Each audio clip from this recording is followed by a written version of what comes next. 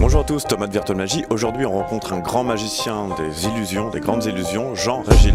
Bonjour Jean, ça va? Bonjour Thomas, oui, très bien.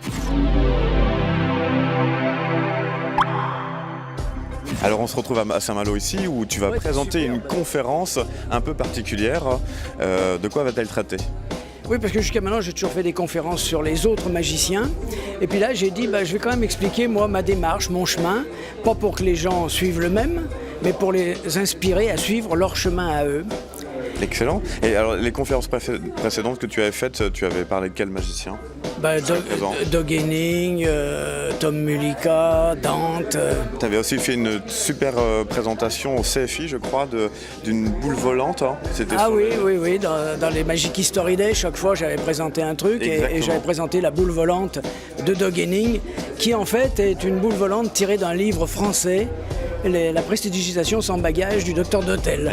Et je ne le savais pas, c'est le conseiller technique de Doug Henning que j'ai rencontré qui m'a dit vous connaissez ce tour? Je dis non. Il me dit vous devriez parce que c'est un livre français. Forcément.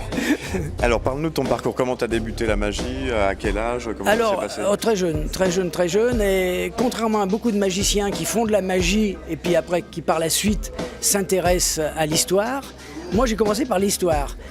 À la télévision, un jour, il y a un magicien qui est venu présenter son livre, c'était Michel Seldo, qui avait écrit Les illusionnistes et leurs secrets. Et j'ai acheté ce livre. Et ce livre m'a vraiment fait rêver. Et c'est par l'histoire de la magie que je suis devenu magicien, parce que juste à côté du livre de Michel Seldo, il y avait toute la collection des paillots dans la librairie, que j'ai acheté les uns après les autres.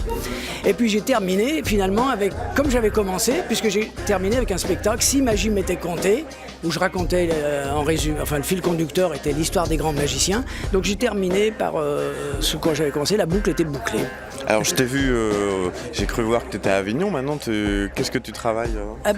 Parce que j'ai présenté la dernière de Si magie m'était comptée en décembre 2015, et maintenant je m'occupe de ma femme et ma nièce à qui j'ai monté un spectacle, La Fée Lilou et la Coccinelle, qui est un spectacle jeune public, et on a fait Avignon, c'était super. Et qu'est-ce que tu fais dedans?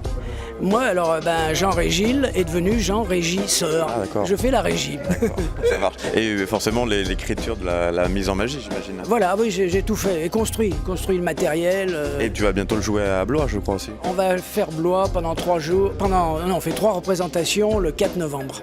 Excellent. Bon, à très vite à Blois et partout en France. Et bien sûr, plaisir. sur Virtual Magie, sous Régil. C'est pour le jeune public, mais les adultes, ils s'ennuient pas non plus. Ça marche. À très vite.